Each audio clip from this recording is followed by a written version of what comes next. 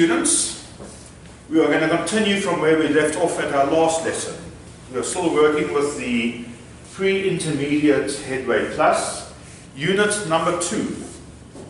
And in unit 2 we will be looking at things like present tenses, have and have got, collocations in daily life, and making conversation. So to start the lesson, let's have a look at these 6 different flags and the countries that they belong to. They have scrambled up the letters. Let's see if you can figure out what country we are looking at. What flag is that? Australia. Yes, that is Australia that has been scrambled. What is this flag? New Zealand. That is New Zealand. This one? South Africa. That is South Africa, yes. This one is? Scotland. It is Scotland indeed. And I think Lou could give us this one. The United States. Indeed. And your neighbours are? Canada. Correct. Okay, let us read these texts. There are 3 separate texts, and each of them is about one of the countries that we spoke about at the beginning. So Lou, would you read the first one for us, please? And in these spaces, one of those words will complete the sentence. This country has quite a small population, just 16 million, but the country is huge. The people are mainly of European descent, but there are also Aborigines and a lot of Southeast Asian immigrants. People live in towns on the coast, not so much inland because it is so hot. They live a lot of their lives outdoors and enjoy sports, swimming, and having barbecues. This country exports wool. It has more than 60 million sheep. Paul, which country do you think they are describing there? New Zealand. Because It talks about lots of sheep exporting wool. And I think they do have Aborigines there. I know they have Aborigines in Australia. So I suppose it could be Australia, because they also have sheep. I'll change my mind actually. I think I'll say Australia. I would go with Australia as well, because they say people live in towns on the coast, not so much inland, because it is so hot. Australia is known to be very hot. Paul, would you read the second paragraph first, please? Yeah. And those are the words you'll use to complete the gaps, or to fill the gaps. This is the second biggest country in the world, but it has a population of only 30 million. It is so big that there is a variety of climates. Most people live in the south because the north is too cold. It is famous for its beautiful mountains and lakes. It has more lakes than any other country. Their only sports are baseball and ice hockey. Their only sports? Favourite sports? Favourite sports, I would say. Which country do you think they're talking about there, Lou? Canada. Yes. I think one of the big giveaways there is their favourite sport being ice hockey. And Canada is well known for its ice hockey. Lou, would you read the third paragraph for us, please? This country has a population of about 45 million. Of this, 76% are black and 12% white. It has a warm climate.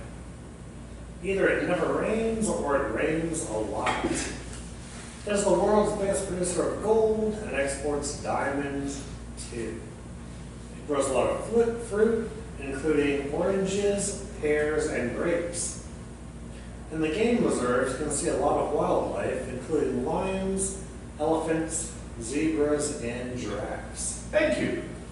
Which country do you believe they are talking about there?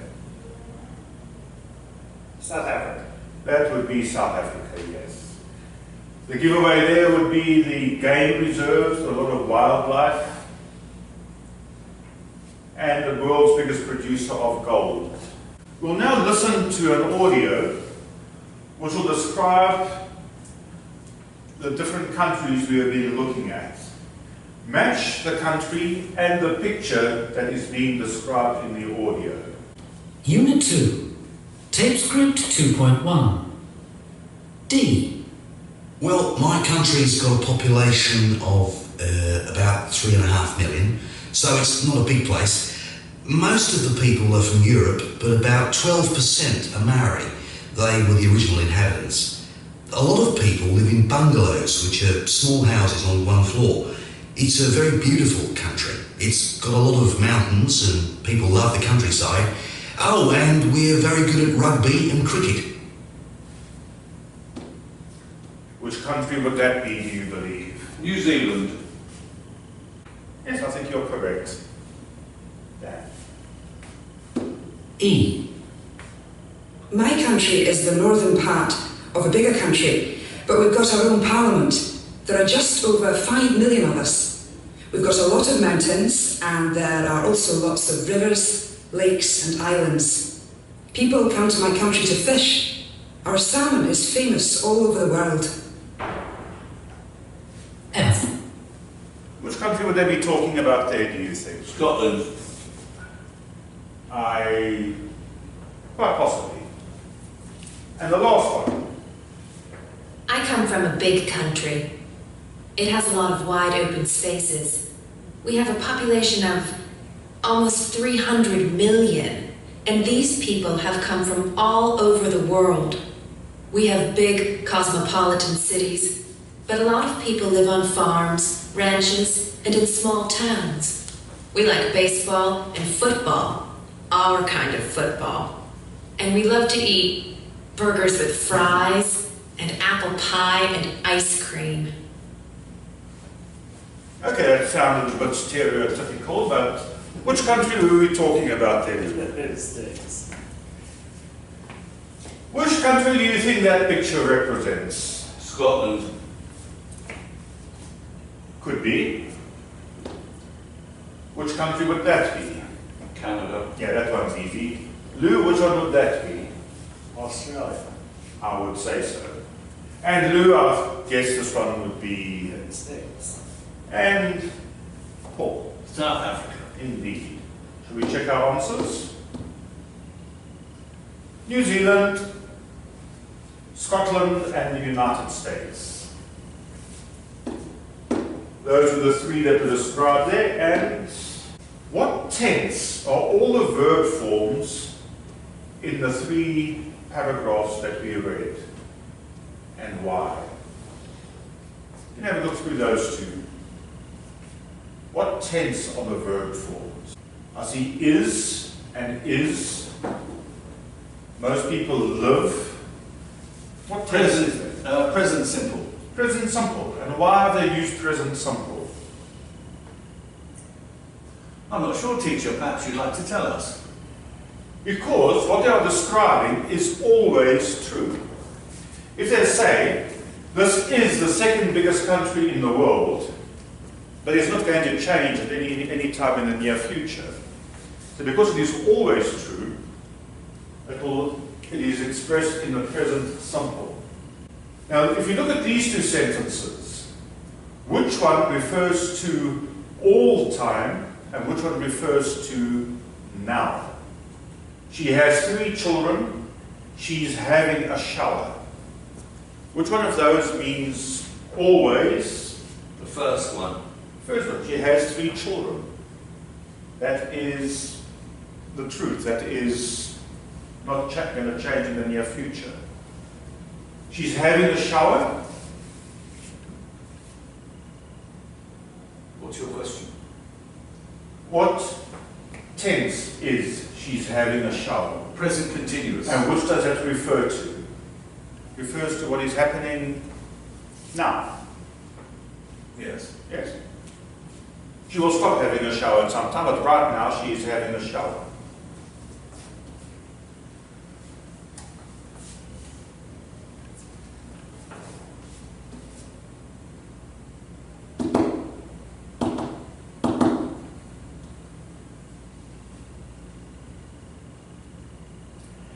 There are 2 ways of expressing or asking somebody if they possess something. There's the one that is commonly used by the English and the one that is commonly used in the American language, or the American version of English. We have and have got.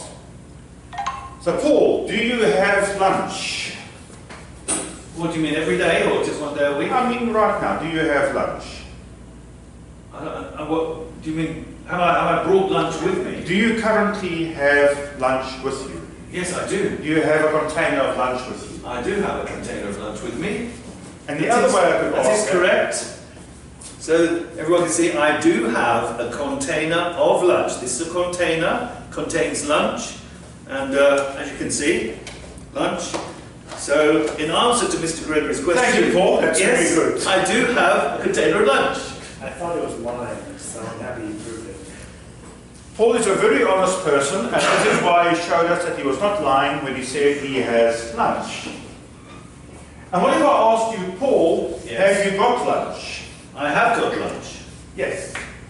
The two questions mean the same thing. The way we respond to them is what changes.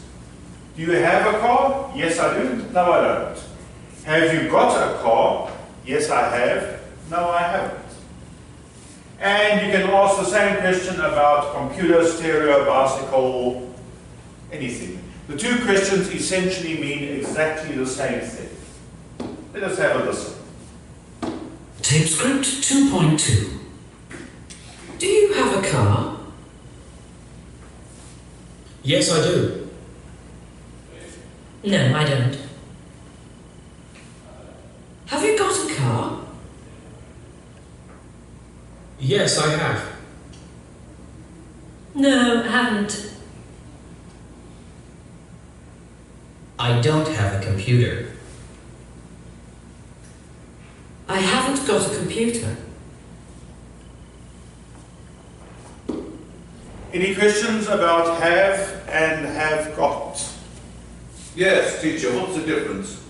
There is essentially no difference, Paul. The one is American English and one is British English. So which one is American and which one is British? British English is have you got a car? American English is more concise. Do you have a car? What does got mean? It means it's something that is in your possession, something that you have obtained. Does it have a real meaning? Not really, but it is used. One could say, have you got the time? It means, do you possess, do you have... Okay, let us check our grammar here. Which of these are the correct sentences? Where you go on holiday? Where do you go on holiday? Do. Where do you go on holiday? Where do you go on holiday? Paul, number 2. Which is the correct sentence? Do you have any children? Do you have got any children? Do you have any children? Yes. How would you use got in that question? Have you got any children? Absolutely correct. Lou, number 3, please. I'm Hans. I'm coming from Germany. I'm Hans. I come from Germany. I'm Hans, I come from Germany. Correct. Paul, number 4. This is a great picnic. Everyone is smiling. This is a great picnic. Everyone smiles. Which one, Paul? This is a great picnic. Everyone is smiling. Yes, that must be absolutely wonderful. Lou, number 5. I don't have a mobile phone. I know have a mobile phone. I don't have a mobile phone. I don't have a mobile phone. Paul, number 6. Jack's a policeman, but he doesn't wear a uniform. Jack's a policeman, but he no wear a uniform. Jack's a policeman, but he doesn't wear a uniform. Number 7, please, Lou. Where is Halle? She's sitting by the window. Where is Halle? She sits by the window. Where is Hala? She is sitting by the window. Yes, of course. And number 8, please, Paul. I'm liking black coffee. I like black coffee. I like black coffee. Very good. Absolutely correct.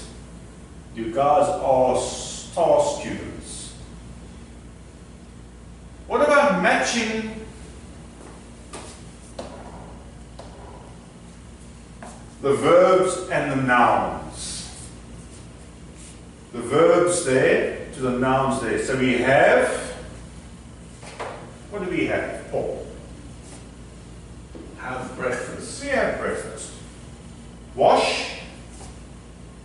Wash my hair. Wash my hair. Watch TV and talk to my friends. Make Cup of tea. a cup of tea. Listen to the radio. Relax on the sofa and do my homework. Have a shower. Clear up the mess. Do the washing up. Have or put posters on the wall. And cook a meal. Send emails. Put on makeup. That's more for the ladies than the men usually. And read magazines. Any questions? No, teacher. Very good. Now, what room would these things typically happen in? Like have breakfast, would that normally be in the kitchen, the bathroom, the bedroom, or the living room? The kitchen, teacher. Wash my hair. Lou, which room would that typically happen in? The bathroom. Yes, of course. Watch TV, Paul? In the living room. In the living room. Sometimes people have a small TV in the kitchen as well to watch while they are cooking. And sometimes people have a TV in their bedroom as well. That is very true. To watch TV whilst they're sleeping. So, talk to my friends. Lou, where would you do that typically? Living room. In the living room. Make a cup of tea, Paul? In the kitchen. Listen to the radio. Lou? In the living room. Yeah, most likely. Relax on the sofa, Paul? In the living room. And do your homework. Where would you do your homework typically? In my bedroom. Yeah, could be any of the rooms really. Have posters on the wall? Oh no, have a shower. Where would you have a shower? In the bathroom. One hopes so, yes. Clear up the mess, Lou. Any room in the house. Yeah, that could be. But wouldn't it be, teacher, if there's a teenager, the mother might say, clear up your room, clear up the mess in your room, something like that. I would be inclined to think that quite possibly is the bedroom that they're talking about there. Do the washing up. In the kitchen. And Lou, put posters on the wall. The bedroom. Yeah. Cook a meal. Where would you cook a meal, Lou? Kitchen. Yeah. And Paul, where would you send emails? Well, from my bedroom, from my computer. Yeah, wherever your computer happens to be at the time. Yeah. Lou, where would you put on your makeup? In the bathroom. And Paul, where would you read a magazine? In the living room. Very good. Let us discuss some of these questions that they have posed here. Don't use your books for this because the books are different. But do you know anyone who has lived or is living in another country? What did or what do they think of it? Lou, do you know anyone who lives in another country? Do. And what do they think of it? They like it. What about you, Paul? Do you know anyone who lives in another country? I do.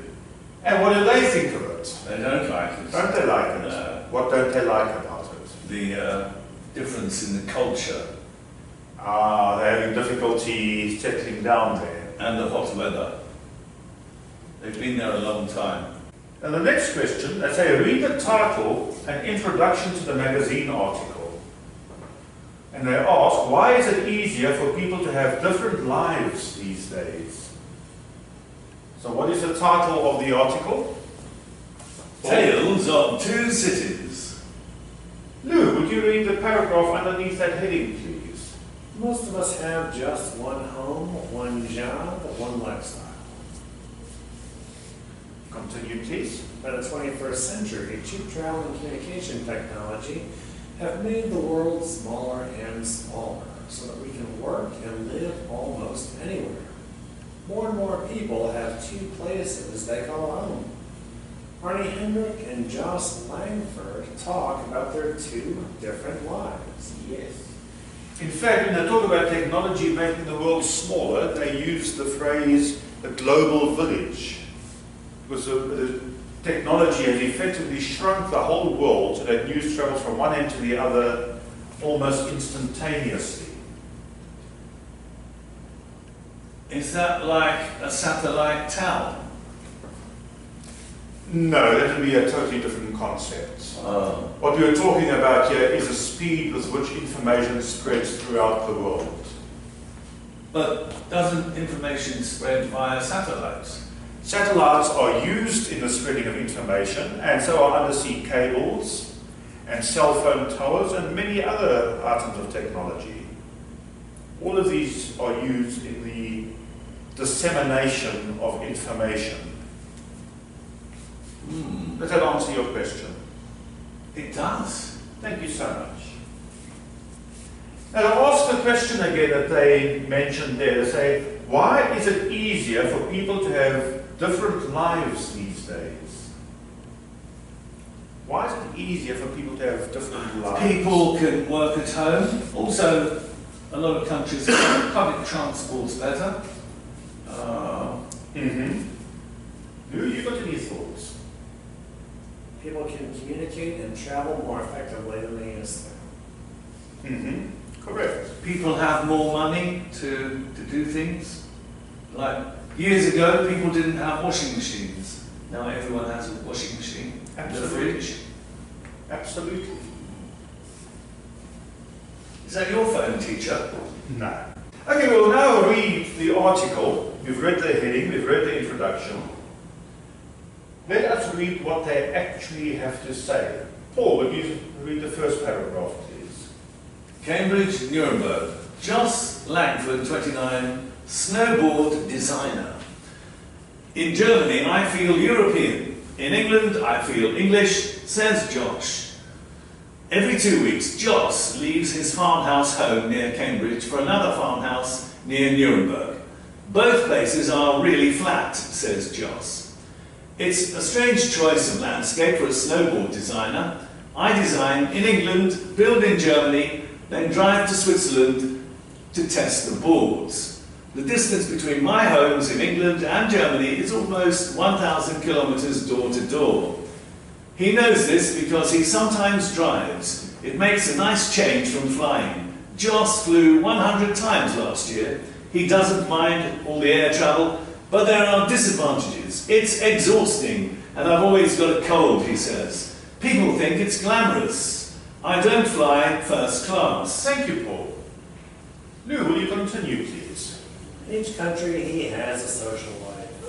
Although Joss speaks German, people in Nuremberg always want to practice their English. In Cambridge, he lives with his wife, Kate. She travels a lot in her job, too.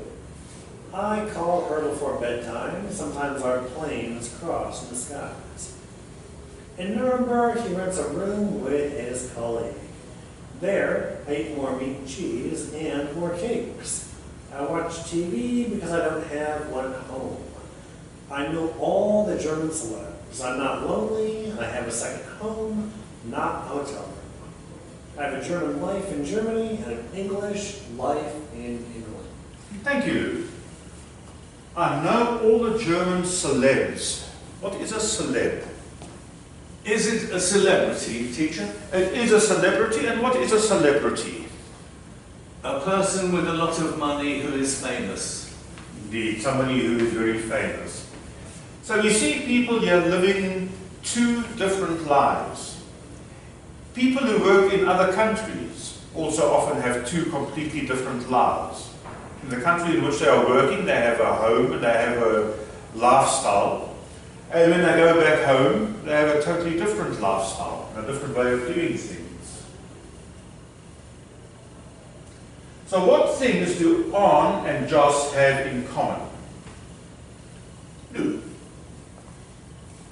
could you say? They both have interesting jobs. Yes. And Paul, who travels more? Well, Joss seems to travel quite a lot. He does, doesn't he? I'll go with Joss. Yeah, I would say so. Who enjoys their lifestyle more and why? Well, it's difficult to say.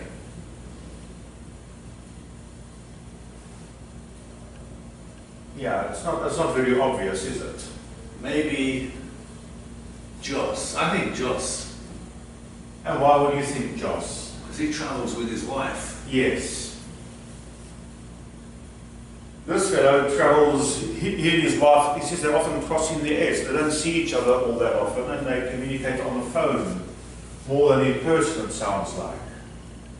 So whose lifestyle would you prefer?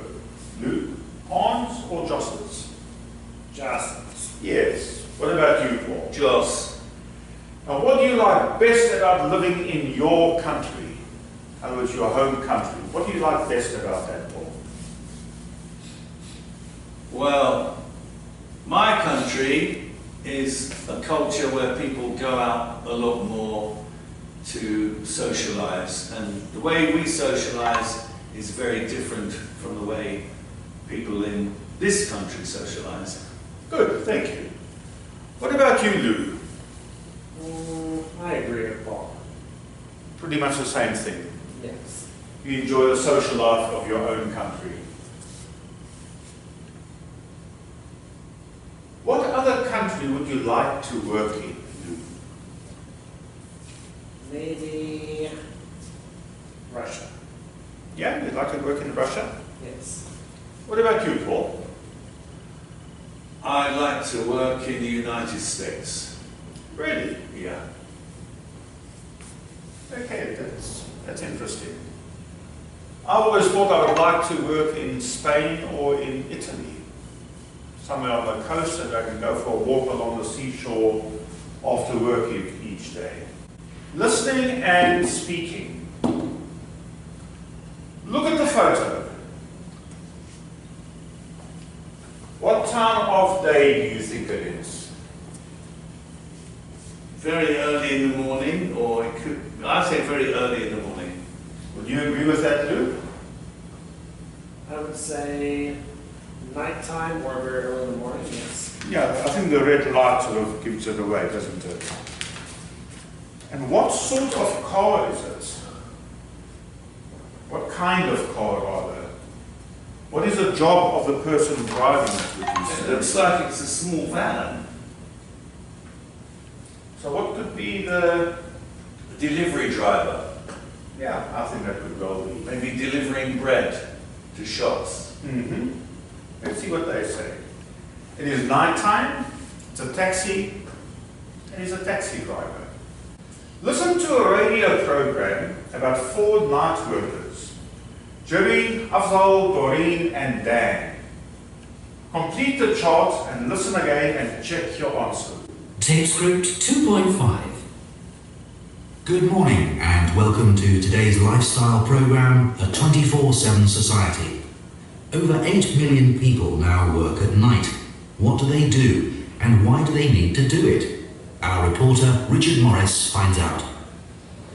Well, it's 8 p.m. on a Thursday night, and I'm in a BMW car factory where they make the Mini.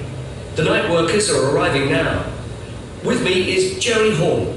Jerry, tell me, what hours do you work? I work 12 hours a night, 4 times a week. And do you like it? Well, it was difficult at first, but it's okay now. And the money's good. I can earn much more working at night. Why do people work at night here? Because the robots do. The robots make a lot of each car, but we finish them. And the Mini is very popular, so we need to make 200,000 a year. That's amazing. Are there any problems working at night? Well, the main problem is that you need to be very careful between the hours of 1 o'clock and 3 o'clock in the morning. That's when accidents happen. Right. Thanks, Jerry. And have a good night. So if we look first at Jerry, we'll do them one at a time. Where does he work? His place of work? Lou? The taxi cab. The taxi cab. No. Does he work making these cars? Yes, he works at the BMW factory. What are his hours of work? He works at night. He works at night. Why does he work at night? Because the robots do. Exactly. And the problems of working at night? People having accidents between 1 and 3. Most likely they're not really awake. Correct. Okay, next. It's nearly midnight, and most people are in bed already. But I'm driving around the city streets in a taxi belonging to Afzal Akram. What time do you start your shift, Afzal? About 11:30 usually. There are usually plenty of customers at that time wanting to get home after a night out, and that can last till about 2 in the morning. But the real business comes after that, on airport trips. Lots of people fly in the early hours of the morning to get the cheap tickets. They know they'll need a taxi to the airport at that time, but it's still a cheap way to get off on holiday. So, is that families? Yes, with kids usually. They're either incredibly excited to be up at that time and going on holiday, or fast asleep. Do you prefer the night shift to the day shift? Definitely. You get a bit of trouble from younger people sometimes, but generally people are friendlier during the night. There's something about being out alone with a stranger when the rest of the world is asleep. I think people feel a strong connection with you, and they open up sometimes. And obviously it's a dream to drive on empty streets, not a car to be seen most of the time. I try to finish by 7 before the traffic starts up. You just have to keep a careful eye on the speedometer in case there's a bored policeman driving around. What is his place of work? Lou? Taxi cab. He's a taxi cab, drives a taxi cab. What hours does he work, Paul? He works at night. Yes. What time does he try to finish by, he said? I can't remember. Yeah. Why does he work at night? He needs the money. What do you think? He makes more money because people take him flights at night. Yes, correct.